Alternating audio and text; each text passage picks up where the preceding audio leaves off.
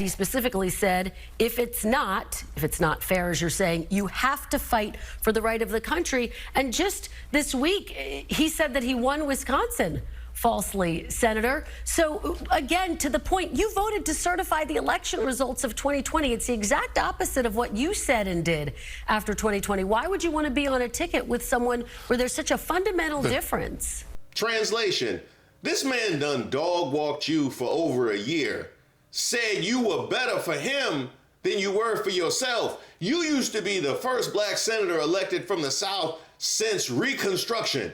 Now look at you, buck dancing at Mar-a-Lago. Do you have any pride in yourself? Where are your friends?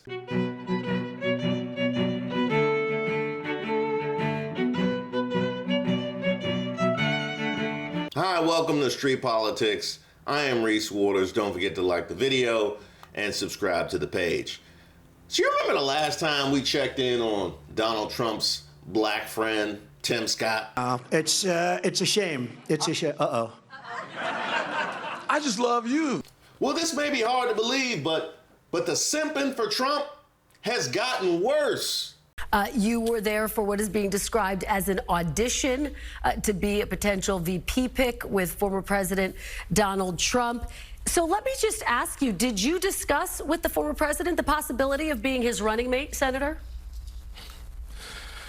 No, man, what we talked about this weekend was how bad the economy is. What about being President Trump's VP? Did it come up at all? Do you think you're on his short list?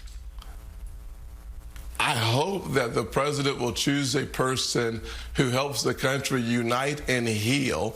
I certainly expect to have a decision from President Trump in the next 60 days or so, but he did not bring it up. I certainly didn't bring it up. Wait a minute. You ain't doing all this to be VP? You just doing all this shucking and jiving for nothing? I have to say, this is in a very positive way, Tim Scott. He has been much better for me than he was for himself. I watched this campaign and... Bruh, if I can call you that. No, man, what we talked about this weekend was how bad the economy is for single parents like the one that raised me. We had a lot of conversations around the room about the importance of eliminating Bidenomics, about the importance of getting inflation back down to 2%. We were just better off under President Trump. Inflation, Kristen, was at 2%, and we had the lowest unemployment rates for African Americans, for Hispanics, for Asians, a 70-year low for women. We had the highest funding for historically black colleges and universities in the history of the country under President Trump. So we were excited to have a conversation.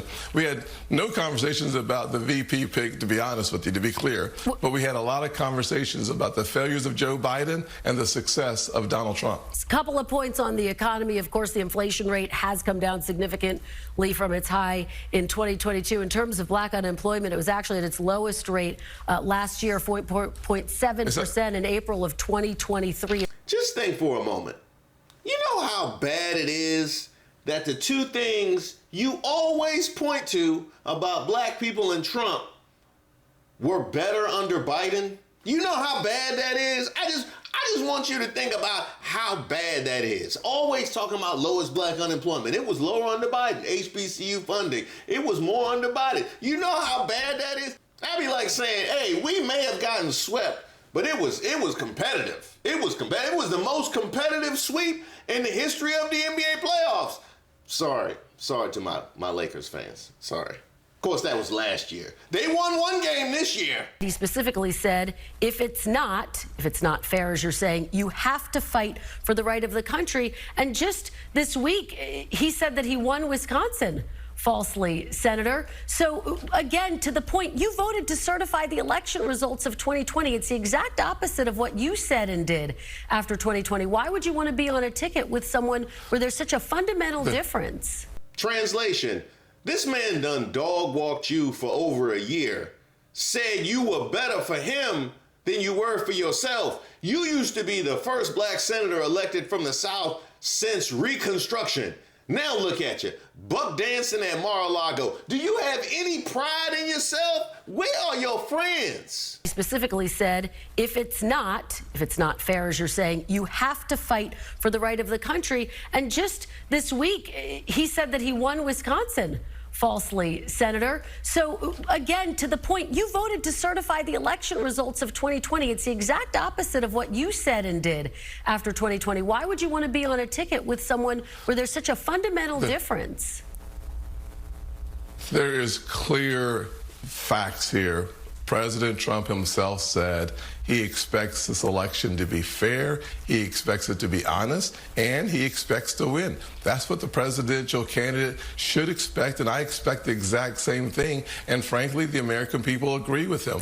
This is an issue that is not an issue, so I'm not going to make it an issue. Translation, why are you bringing up old stuff? Why are you bringing up, that was in the past. No, I changed.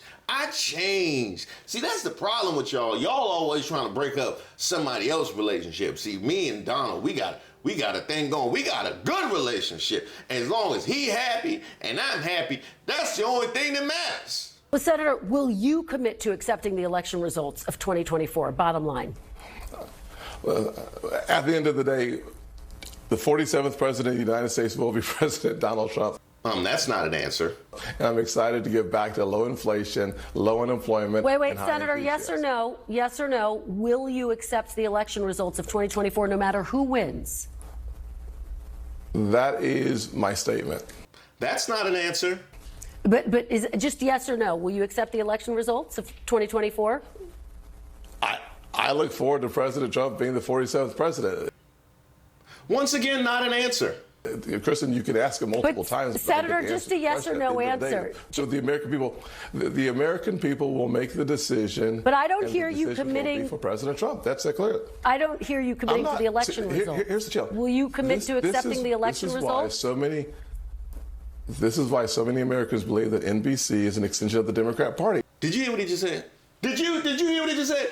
NBC is an extension of the Democratic Party. Now, why would you say a thing like that? You know, because they own MSNBC, that would be reasonable. No, because you asked if you would accept the election results. So because she asked if you would accept the election results, that makes you an extension of the Democratic Party. So are you ceding that a core tenet of the Republican Party is not accepting the election results? Is that what you're saying, Tim Scott?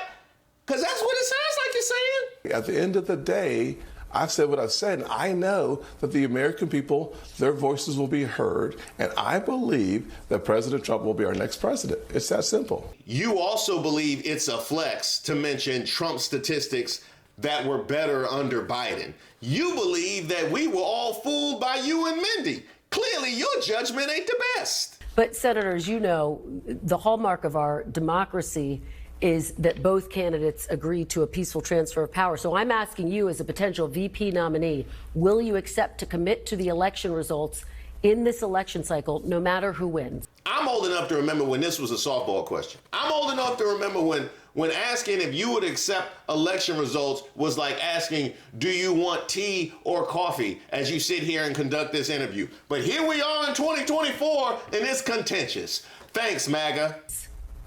Just simply yes or no. I expect President Trump to win the next election. Listen, I'm not going to answer your hypothetical question. Hypothetical question. He called, will you accept the election results, a hypothetical question.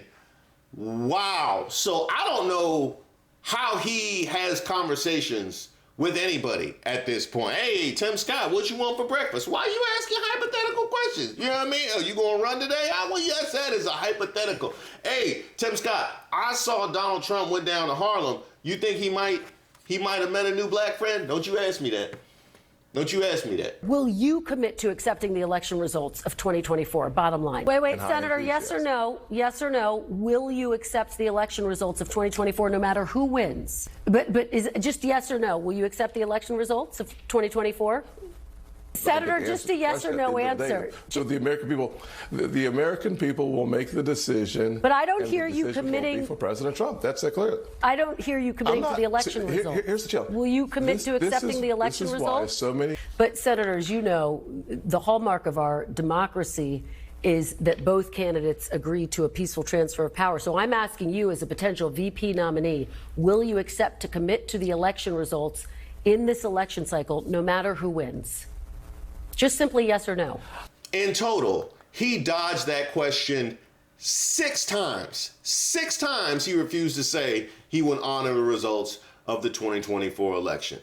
And if that's what he's saying to please his friend, Donald Trump, you already know it's because that's what he wants to hear, because that's exactly what he's prepared to do. So tell me again who the real threat to democracy is, Bill Barr. Link in the bio. And I think all this stuff about a threat to democracy, I think the real threat to democracy is the progressive movement and the Biden administration. The Biden administration or President Biden himself? Biden's support for the progressive agenda. The man has already said he thinks it's rigged if he doesn't win. I believe I'm doing well. You know, the polls are all rigged. Of course, lately they haven't been rigged because I'm winning by so much. I don't want to say it. Disregard that statement. He already admitted his game. He even thought the Emmys were rigged when he lost that. He thinks the trials are rigged too, as if they've been rigging trials against Donald Trump going back to what, the 70s? Because you've been in litigation since the 70s. You had a line of people to get paid by you since at least the early 80s.